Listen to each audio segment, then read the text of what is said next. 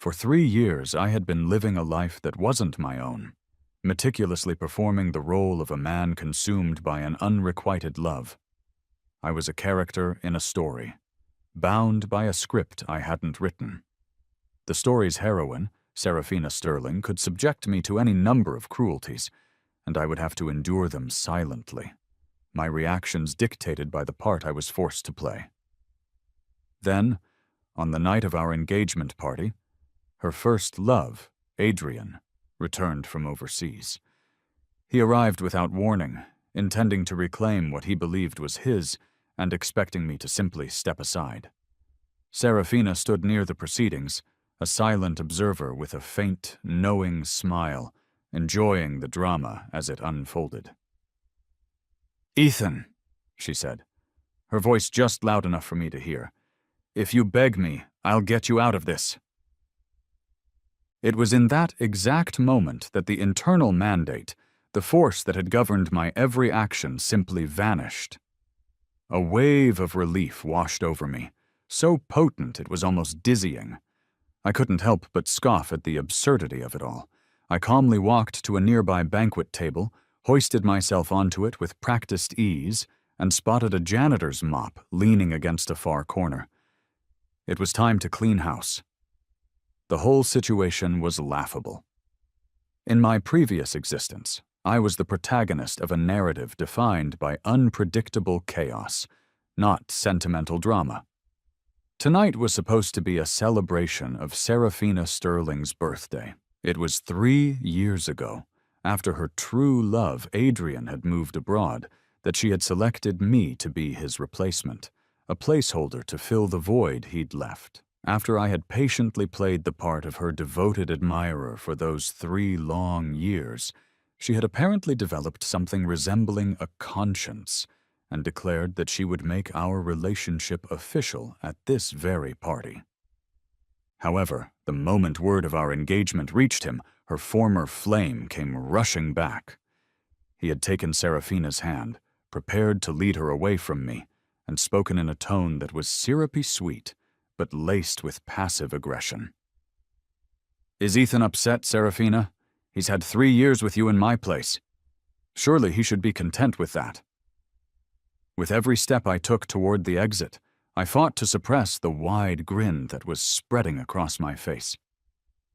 A familiar, exhilarating energy surged through me, a feeling I hadn't experienced in years. I, the most volatile protagonist this world had ever unknowingly hosted, was finally free to be myself again.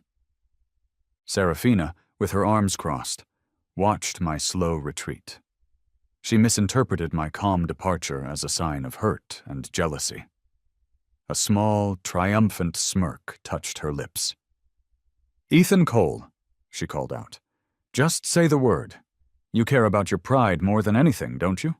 Ask me and I'll put a stop to this whole embarrassing mess for you." Hearing her condescending offer, even the internal voice that had once guided me would have despaired for her. "She has no idea that you've been released from your role," it might have said. I was already thoroughly tired of playing the part of a love-struck doormat for 3 years, a quiet fire of resentment burning within me the entire time. And now this woman had the audacity to attempt to humiliate me in front of everyone. Beg her? The thought was amusing. We would soon see who would be begging whom. As I approached the grand exit of the ballroom, Serafina's expression hardened into a frown, and she issued a threat. "Ethan, if you dare to walk out of this room today, don't ever think of coming back." I did leave. But then I immediately returned. In my hands, I carried the heavy-duty mop the janitor had left in the corner. A cold laugh escaped me as I used a nearby chair to vault back onto the long banquet table. With a single, powerful shove, I sent the entire pyramid of champagne glasses, which had been set up as a decorative centerpiece, crashing to the floor. The deafening sound of shattering glass filled the room, instantly silencing all conversation. All except for Serafina's. She still believed I was merely making a scene to reclaim her attention. Is this your new tactic for getting my attention, Ethan? Do you really think—" She never had the chance to finish her sentence because I pushed the damp gray strings of the mop directly into her face. "Your romantic platitudes are so greasy you could save a restaurant a fortune on cooking oil," I said calmly. "I'm in a charitable mood today, so I'll help you wash that face of yours. There's no need to thank me." Before Serafina could utter another word, I began to methodically scrub her carefully made-up face with the dirty mop. The venue's sound system, as if on cue, began playing a triumphant orchestral piece. The mop was far from dry and was still dripping with murky water. It soaked her expensive designer dress, turning the fabric a dark, mottled gray that matched the furious expression on her face. Her first love, Adrian, let out a startled shriek. He hesitated for a moment, then rushed forward. "Ethan, buddy! I know you're jealous that Serafina loves me, but you can't treat her like this. It's not fair." Ah, yes. I had almost forgotten. There was one more person who needed my attention. I turned my head slowly, cracking my knuckles with a series of loud pops, and let out a low chuckle. "And you. Are you ready? It's time for the main event." That night, with a mop as my weapon, I felt like a warrior god. I laid waste to the entire party, finally feeling the sweet release of being myself again. I operate on a single principle: all offense, no defense, pure, unadulterated chaos. Honestly, Serafina should have considered herself lucky. If this event hadn't been a public party, it wouldn't have just been water on that mop. As Serafina and her beloved Adrian were leaving, they were immediately surrounded by a crowd of reporters who had been waiting outside. Adrian had arranged for them to be there, clearly hoping they would capture photographs of my public humiliation. Unfortunately for him, they didn't get a single shot of me leaving in disgrace. Instead, they got an abundance of pictures of Serafina and Adrian looking like they'd been caught in a storm, reeking faintly of floor cleaner. I was certain that after tonight, this incident would become a legendary cautionary tale within high society for a long, long time. But what did any of that have to do with me? Free from the persona of a doormat, I went home in a fantastic mood. Ever since I had been dropped into this angsty narrative, my existence had been suffocating. Not only did I have to look at Serafina's perpetually cold and distant face every day, but I also had to endure her constant psychological and emotional manipulation. She treated me like a pet she could summon and dismiss at her convenience. Every time I felt the urge to lose control and simply throttle her, the internal mandate would warn me that the time wasn't right, that I needed to hold on just a little longer. I endured and endured until today, when I could finally cast off that pathetic, lovesick role. "There is one more thing," the internal voice seemed to whisper in my mind. "Now that your persona has changed, the world's plot will change to accommodate it. For instance, it's shifting from an angsty romance to a story of revenge. You have 3 months to bring down Serafina's company on your own. A revenge story." I liked the sound of that. After Adrian went abroad, Serafina had fallen into a deep depression. Her father, unable to stand her melancholy any longer, used my own father's massive medical bills as leverage to blackmail me into becoming Adrian's stand-in. That was how my 3 years of entanglement with Serafina began. To keep me obediently by her side, Serafina had forbidden me from working, effectively turning me into a parasite who was completely dependent on her. Since my new objective was to take her down, the first order of business was to find a job. Just then, Serafina sent me a long voice message. Given her signature condescending tone, I didn't bother listening and just used the phone's feature to convert it to text. "Ethan Cole, who gave you the nerve to be so audacious? Speak. Do you think these little games are going to attract my attention? You'd better give me a good reason, or you're finished." I replied immediately. You should be thanking your lucky stars. Next time it won't be a mop I'm using on you. And go gargle with gravel. It sounds like you're trying to cough up a shoe." After sending the message, I fired off several resumes to various companies and went to bed, satisfied. The next day, as expected, my inbox was flooded with rejection messages. Serafina was the CEO of Sterling Corp, after all. It was a simple matter for her to instruct other companies not to hire me. That was why I had already formulated a backup plan. I had applied to her main competitor, Reed Corp. The position was for a special assistant, and the interview was scheduled for that afternoon. When I arrived, I realized the line of applicants was incredibly long. Still, I was determined to get this job. I had a secret weapon. When they asked me what my competitive advantage was, I answered with confidence. I know all of Serafina Sterling's dirty secrets. The interviewers were stunned, completely baffled by my answer. But one woman at the head of the table spoke up. "For instance?"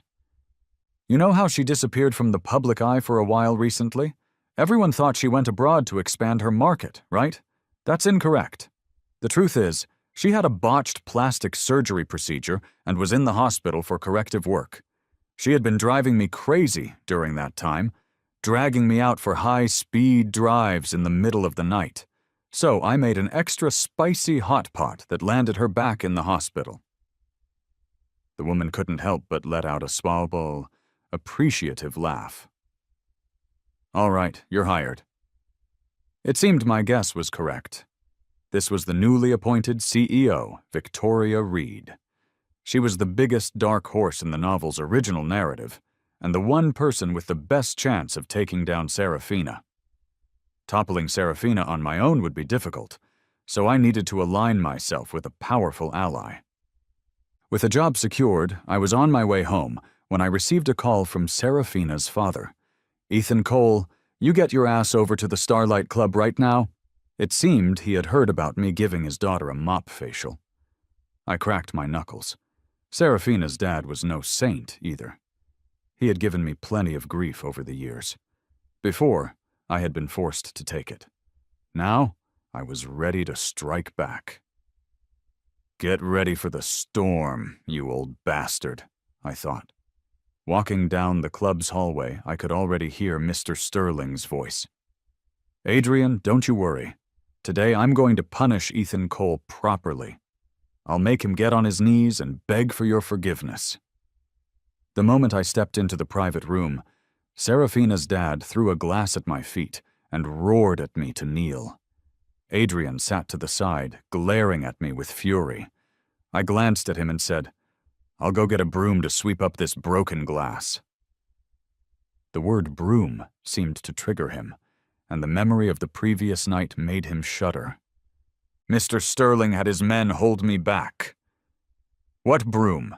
You'll pick it up with your bare hands." I took the opportunity to lunge forward and hug his leg. Serafina's dad let out a scream and recoiled in horror. What are you doing?" "Sir, this is some fine material on these trousers. You don't mind if I feel it a bit, do you?" I giggled with an unnerving tone, rubbing my hands together. An unhinged protagonist doesn't just need to be crazy. Sometimes you have to be a total creep. Serafina's dad was, as expected, terrified and kept backing away. But I clung to his leg, shouting even louder than he was. "Please, just let me touch them. Please, I'm begging you. Just a couple of pats, that's all. Just a couple." "Are you insane, Ethan? Get off me, get off." Then I turned my gaze to Adrian. His face went white, and he and Serafina's dad scrambled away. As he ran, he fumbled with his phone. "Serafina, Ethan's completely lost his mind? And they wanted me to kneel and beg? Hilarious. What did they take me for?" I got up from the floor and straightened my clothes. As I walked out, I saw Victoria Reed. She was looking at me, seemingly at a loss for words. I had no idea when she had arrived or how much she had seen. Remembering she was my future boss, I figured I should probably try to salvage my image a little. But before I could speak, she asked me, Have you awakened too? Too? I looked at her, confused. It turned out she had gained self-awareness 2 days ago. Coincidentally, it was the same day I broke from my persona and wrecked Serafina's birthday party. This must have been what the internal mandate meant by the plot deviating after I was released. Because Serafina was the protagonist, Victoria's own talents had always been overshadowed. That's why she was so desperate to prove herself. Victoria and I came to an agreement. We would work together to bring down Serafina Sterling. On my first official day of work, Victoria took me to a project bidding conference. Serafina was there with Adrian by her side. I heard they were back together and had already released the news to the media. The funny thing was, I'd been Serafina's lapdog for 3 years and never even got a title. Adrian, on the other hand, was so deeply in love that he'd abandoned his own family's company to become Serafina's secretary. Seeing me with Victoria, Serafina shot me a knowing look. "Ethan Cole, no wonder you've grown some wings. You've already found your next sugar mama." She then turned to Victoria. "You want my leftovers? I didn't know you were into that sort of thing, Miss Reed." It seemed the mop facial hadn't managed to wash her mouth out. While waiting for the presentations to start, I went to the restroom. I didn't expect Serafina to corner me at the door. "Ethan, are you done with your games? There's a limit to playing hard to get. To piss me off, you even went to Victoria Reed. How could you be so cheap and shameless? You think I'm going to take that?" I beckoned her closer with my finger. "I have something to tell you." Serafina smirked. A new trick to please me, I see. While she was off guard, I shoved her into a bathroom stall and locked the door from the outside. Then I took a deep breath and started shouting. "Miss Sterling, stop! We can't do this here. Someone help! Stop, Miss Sterling. She's trying to flush the company's confidential files down the toilet." Hearing the commotion, a crowd of people came rushing over. I held the door shut with one hand and viciously pinched my own leg with the other, forcing a pained expression onto my face. Serafina was inside, kicking the door furiously. The people outside couldn't see in, so they assumed she was actually destroying evidence. "Whoa, what's with Miss Sterling? What's wrong with her? Is the pressure getting to her? Why would she destroy files in a bathroom? Is this some kind of rich person quirk? I guess we'll never understand." Because of this fiasco, Serafina's performance during the final bid was abysmal. Naturally, Victoria's company won the project. She said she wanted to take me out for a celebratory dinner, but just then I got a call from home. Serafina's dad had cut off my father's medical payments, and my uncle's family was now raising hell at my house. Speaking of my aunt and uncle, they were a real piece of work. They fit every stereotype of the trashy relatives in an angsty novel. They were originally poor and came to my dad for help when they had nowhere else to go. My dad took them in. Later, when my family went bankrupt and my dad was hospitalized, they repaid his kindness with malice, seizing my family's assets. They also refused to pay for my dad's hospital bills.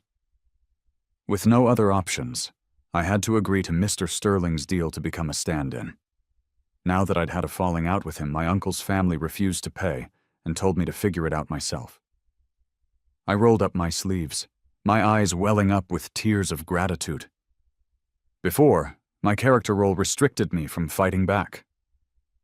But now, such a perfect environment, such perfect conditions, the time, the place, the people. It was all aligned. If I didn't go crazy now, when would I? Victoria offered to help me handle my dad's hospital situation. I borrowed a few of her people and stormed back home. It was originally my house, but my uncle's family had changed the locks after they took it over. I banged on the door with all my might. "Who is it? Are you trying to kill someone? What's with all the banging?" When she saw it was me, my aunt's face changed. "Ethan, are you crazy? Is that any way to knock on someone's door?" I pushed my way inside. Her family was in the middle of dinner. Seeing me, My uncle put down his chopsticks and held out his hand for money. "We paid for your father's hospital bills the last 2 days. It's $2,000 in total." "Pay up, you hear me?" My cousin sneered. "Dad, he was probably dumped by Serafina. I saw online that the young master of the Vance family is back. This rebound guy definitely got kicked to the curb." Before, they wouldn't have dared to be so brazen, out of respect for Serafina. Hearing this, my uncle crossed his arms and snorted. "So you got dumped? Does that mean you let her screw you for 3 years for free?" With that, the father and son burst out laughing. I flipped the dining table over. "Laugh! Is it that funny, huh? Speak up." "Ethan, have you lost your mind?" Before they could react, I walked into the living room and started smashing things. "Move fast, look cool." "Stop! That's porcelain. Porcelain, I just bought that from an antique shop last month. A Qing dynasty vase. My heart is acting up." Knowing when to stop. Not a chance. With relatives this awful, you have to pull them out by the roots. I then turned and went into the kitchen. When I came out, my aunt was on the floor, clutching her head and wailing at the shards. "My money, my vase, my precious things." My uncle's eyes turned red, and he rushed forward to shove me. "Ethan, you ungrateful bastard, coming to my house to—" Before he could touch me, I collapsed to the ground, clutching my chest and writhing. "He's hitting me! He's hitting me! Someone's going to die!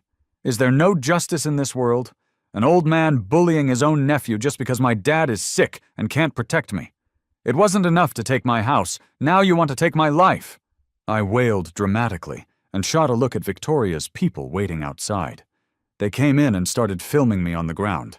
Then they went out and knocked on the doors of the other apartments on the floor. My aunt and uncle were completely stunned by my performance. Finally, my cousin figured it out. "Ethan, you're doing this on purpose!" A crowd of onlookers was growing. Someone even started a live stream. "You guys seeing this? I can't believe it. I'm watching a real-life soap opera about trashy relatives." The day after this happened, it was trending locally online. Netizens were all on my side, denouncing my aunt and uncle's family. Someone found their address, and they couldn't leave the house without being recognized and yelled at. My cousin was ridiculed at school and had to stay home. I had only one demand: give me my house back.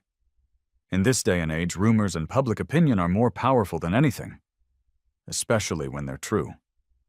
On the third day, my uncle's family finally couldn't take it anymore and surrendered. When my aunt handed me the deed to the house, her face was full of hatred. "The Cole family produced a heartless monster like you. Sooner or later, lightning will strike you down." The moment the words left her mouth, a clap of thunder echoed in the clear sky. My expression didn't change. My aunt was so frightened she had another heart attack and was rushed to the hospital. After dealing with the family drama, I went back to work. Since Victoria and I were the only two awakened people in this world, we often got together to plot Serafina's downfall. Victoria was a good boss and never mistreated her employees. She even frequently took me to banquets to get free food and drinks. So I began to openly slack off at work. Victoria noticed but didn't say anything. Instead, the next day, she had my desk moved to a corner. I was so moved. It was even better for slacking off. After a while, the other employees started giving us weird looks. While I was taking a paid bathroom break, I overheard some gossip about me. "Did you hear? That pretty boy Ethan has climbed into CEO Reed's bed?" Last time I went to deliver some files, I saw Victoria patting Ethan's back really intimately. What? That's a complete fabrication. Victoria patting my back intimately? She saw me playing a game on my phone, with my face glued to the screen, and slapped me so hard she nearly knocked a lung out. The woman does boxing every day. You call that intimate? I know, right? I heard Ethan used to have a thing with CEO Sterling from Sterling Corp. too. Huh? A thing, Quag? Were they dating? It was definitely a sugar daddy situation. Otherwise, why would someone of CEO Sterling's status even look at him? I couldn't listen anymore. I decided to go back and put on a stone-cold face to make Victoria guess what was wrong. Just as I was about to push the door open, someone else spoke up. "Big news! Serafina Sterling is here at our company."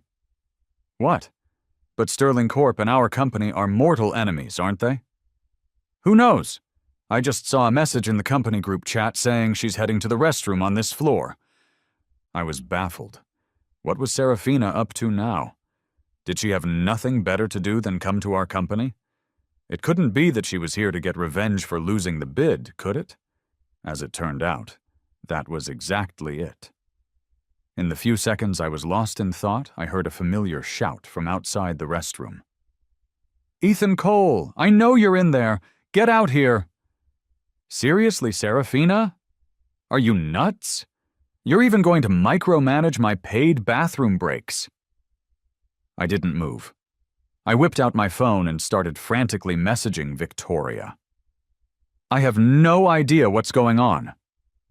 She said she wanted to come to the company to discuss business. Then she wanted a tour, so I had someone show her around. I didn't know she'd go to the restroom.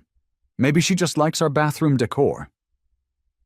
Seeing that I wasn't coming out, Serafina continued to shout, "Ethan, you've been throwing this tantrum for so long. Isn't it enough? I admit your tactics are clever, but I'm only slightly interested in you." Why didn't I realize how cringy Serafina was before? Okay, she was, but not to this degree. Ever since I broke free from my angsty novel protagonist persona and let myself go, I felt like this world was getting weirder and weirder. And the internal mandate, after giving me my mission, had gone completely silent. "Ethan, you used to say you loved me over and over. What is this, some new game of playing hard to get?" Fearing she would say something even more damaging and ruin my reputation, I reluctantly ended my break and walked out.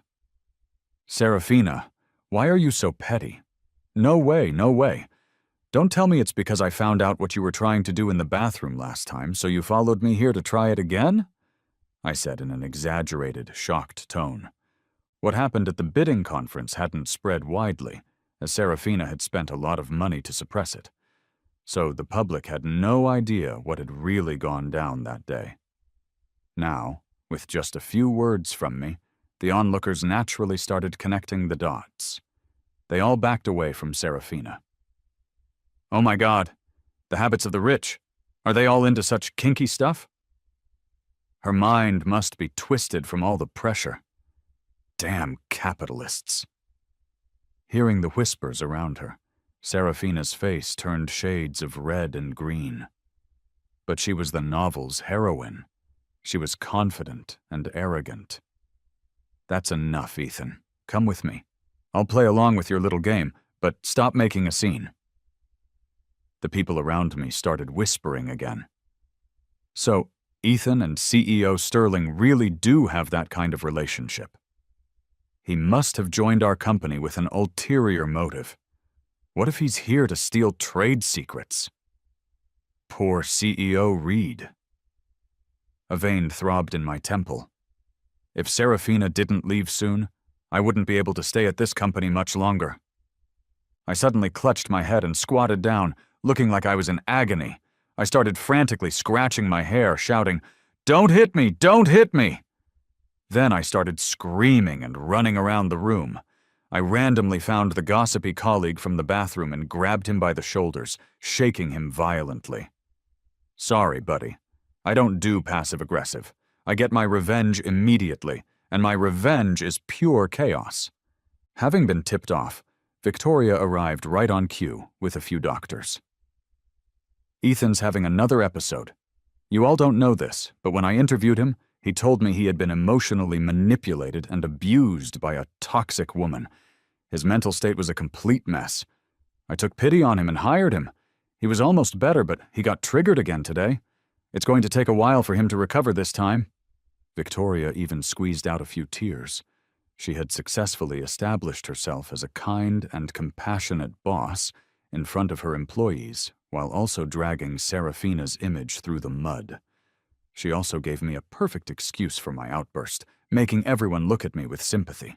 Brilliant. Absolutely brilliant. Author, were you blind? How could you make Serafina the heroine when you had her?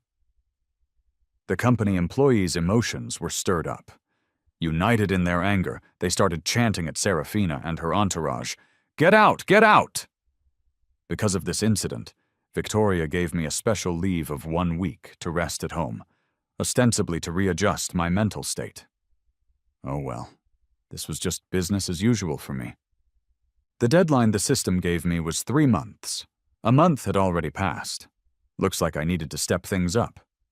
Lately, Serafina's public image had taken a nosedive, causing Sterling Corp's stock to fall. There were also rumors online that she was lovesick and depressed and hadn't been to the office in a long time. Sterling Corp's investments had shrunk by more than half in the last month. When I heard the news, I just shrugged. Lovesick again? 3 years ago, she was lovesick when Adrian went abroad.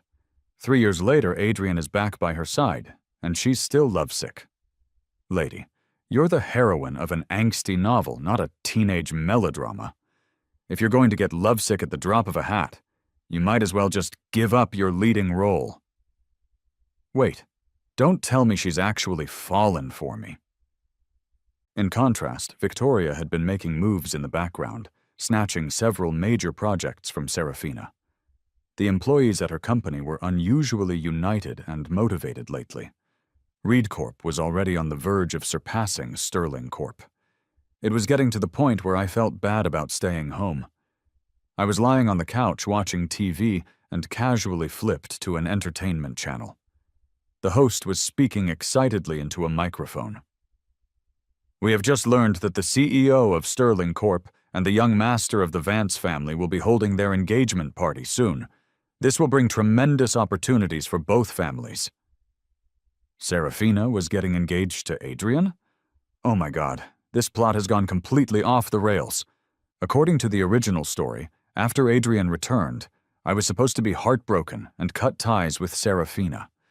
Then, after I left, Serafina was supposed to realize that she did have feelings for me and he couldn't live without me.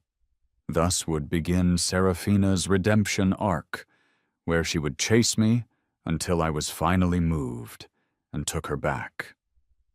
But of course, why else would it be called an angsty novel? Later, I was supposed to accidentally discover that Serafina was the one who caused my father's company to go bankrupt and him to fall ill. And so would begin the whole, he runs, she chases, they're doomed to be together cliché. Because I broke my persona and wrecked the birthday party, the subsequent plot was thrown into chaos. And now Serafina was going to marry Adrian. She's about to get engaged to one guy while still pestering me? No, I can't let this engagement go smoothly. Otherwise, if Serafina gets financial backing from the Vance family, it will be even harder to take her down. I have to seize the initiative now. I decided to move up the plot point where I discover Serafina was behind my father's ruin. Before, the system not only controlled my persona, but also prevented me from doing anything that would deviate from the original plot. But now, I was free. So naturally, I could use this to my advantage. I recalled the details from the original novel and sent a message to Victoria asking her to help me find someone. Then I cleaned out my phone and in my spam folder found an email. I opened it. It was an engagement invitation from Serafina.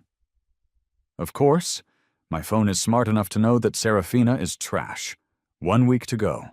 I clenched my fists. Just you wait, Serafina. I'm going to give you an engagement gift you'll never forget. A little something to repay you for how you treated me these past 3 years. Those 3 years by Serafina's side were the darkest moments of my career as an unhinged protagonist. Serafina knew I was a stand-in for Adrian, hired by her father. So the first time we met, she threw a stack of cash in my face. It was a bold move, but damn, my face really hurt. And I still had to recite the lines the system gave me. Serafina Sterling, what do you take me for? How can you insult me with money? Ethan Cole, stop pretending to be so noble. Fine, if that's how you want it. Then you won't get a single penny. We had a fight once. She threw me out in the middle of the night and told me to reflect on my actions. I had no money and nowhere to go. I sat on the curb all night. It was winter, and the temperature was below freezing. The next day I was hospitalized with a severe cold, and Serafina just casually remarked, "Maybe now you'll learn your lesson." Later she even forbade me from going out to work, wanting to turn me into a parasite who could only depend on her. What can a man like you do out there? Ethan, know your place. You have no right to negotiate with me. You can't compare to even a single hair on Adrian's head. Serafina, you thought you could just insult people because you were the heroine? Well then, I'll just find someone else to be the heroine. Winter is coming. It's time to close the book on this tragedy. The night before Serafina's engagement party, I received 4 calls from an unknown number. Each time I answered, the person on the other end said nothing. By the 5th call, even I wasn't stupid enough to not figure it out. It had to be Serafina. Serafina, if you have something to say it. How did you know it was me? The thought of me getting engaged to someone else tomorrow must be killing you, right? You're nothing special. Really, just average. I was never that into you. I hung up. How is it that everyone else has awakened, but this idiot Serafina still hasn't grown a brain? The next day, Victoria and I headed to the engagement party venue together. We glanced at each other, both of us looking eager and ready for action. We could see the excitement in each other's eyes. Is everything ready? You can count on me. Good, I'll add a little something extra to it. Let's make sure Serafina is thoroughly humiliated. Full of fighting spirit, we got out of the car and walked into the hotel lobby. A large photo of Serafina and Adrian was displayed at the entrance. I secretly gave Serafina's face the finger. Victoria said to me, "Hey, that's right, lift your hand a little higher. Look at the camera." "What are you two doing?" Suddenly, Adrian's voice came from behind us. He was wearing a white suit, his face meticulously made up. Seeing our actions, Adrian's brow furrowed. He was about to say something when he caught my wicked grin and my eyes glancing down at his pants. Some unpleasant memories flooded his mind. Adrian swallowed hard, forcing his words back down. I took a step forward. Adrian took a step back. I took another step forward. Adrian's eyes widened. "You don't come any closer. Stay right there." I rushed forward and grabbed Adrian's hands. "Congratulations! Congrats! Thank you for taking this menace, Serafina, off the market." Adrian snatched his hands back in horror. "Ethan, are you nuts?" Then he ran away. The engagement party was about to start, and the hall was already filled with people. When they saw me and Victoria appear together, many began to whisper. "Ethan Cole, what's he doing here?" "What else? He's obviously bitter. He was by Serafina's side for 3 years without any official status. He must be holding a grudge." "If I were him, I wouldn't show my face here.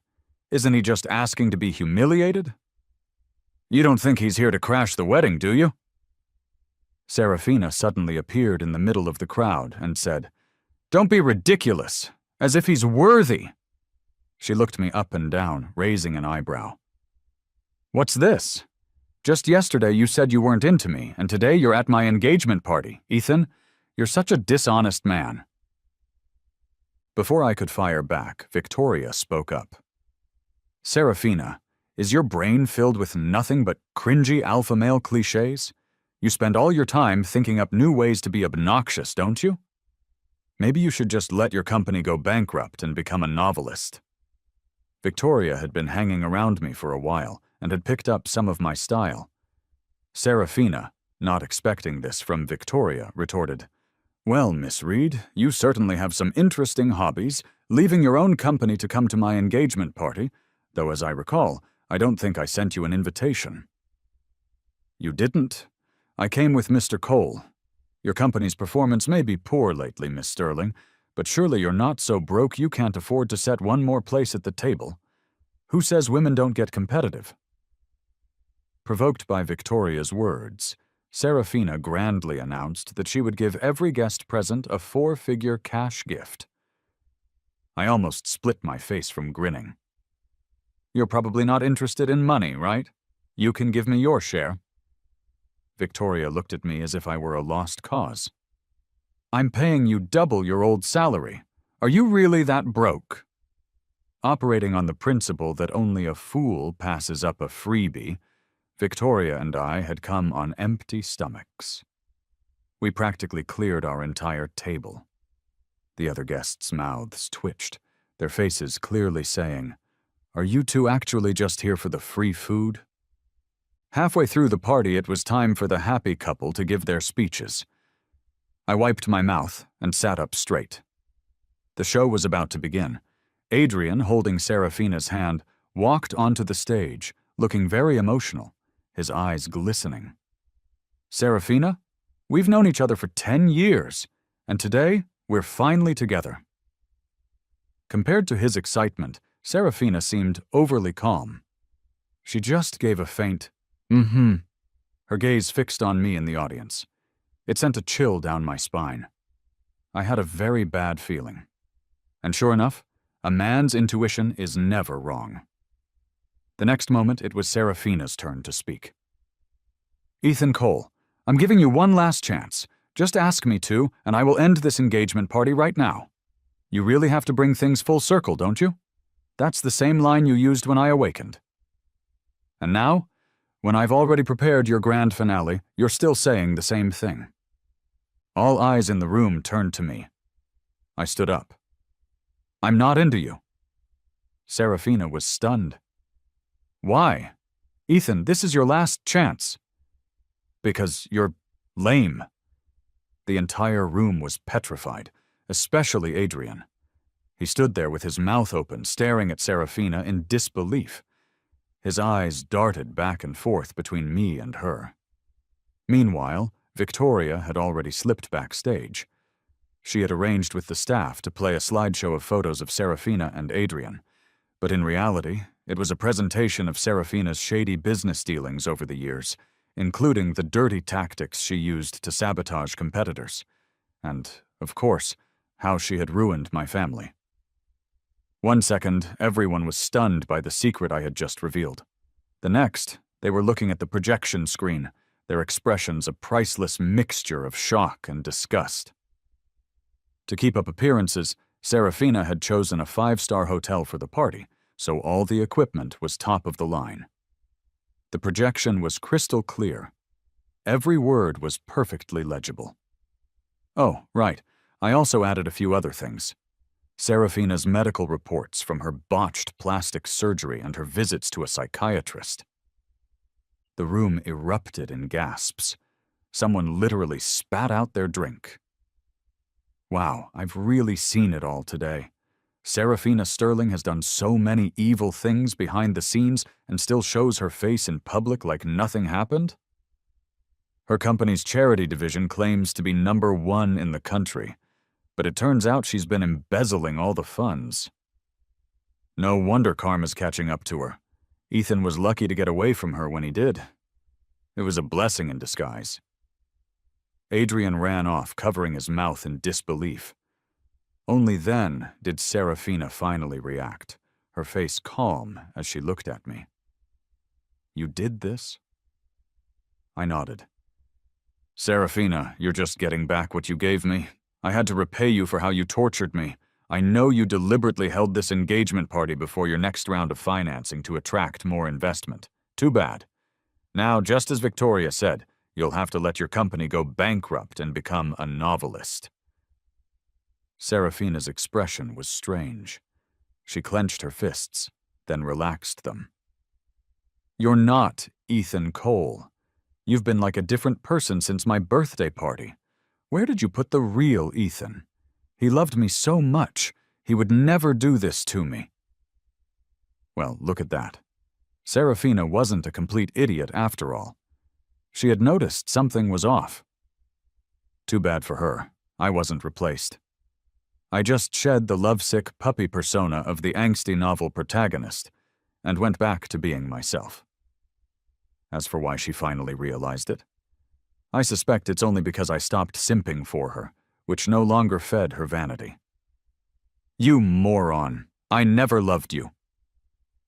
I walked onto the stage because I hated being looked down on by Serafina.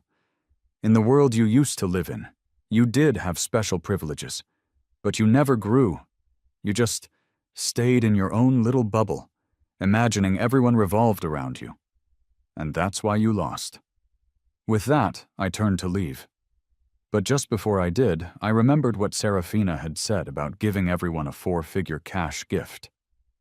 Remember to have your finance department transfer the money before you file for bankruptcy. When Victoria saw my resignation letter, she wasn't surprised. She just asked me one thing. Are you sure? To be honest, I was kind of looking forward to retiring in this world, but the internal mandate told me there were several other worlds waiting for me to go crazy and change their stories. Ugh, what a headache. Sometimes being too good at causing chaos is its own kind of trouble.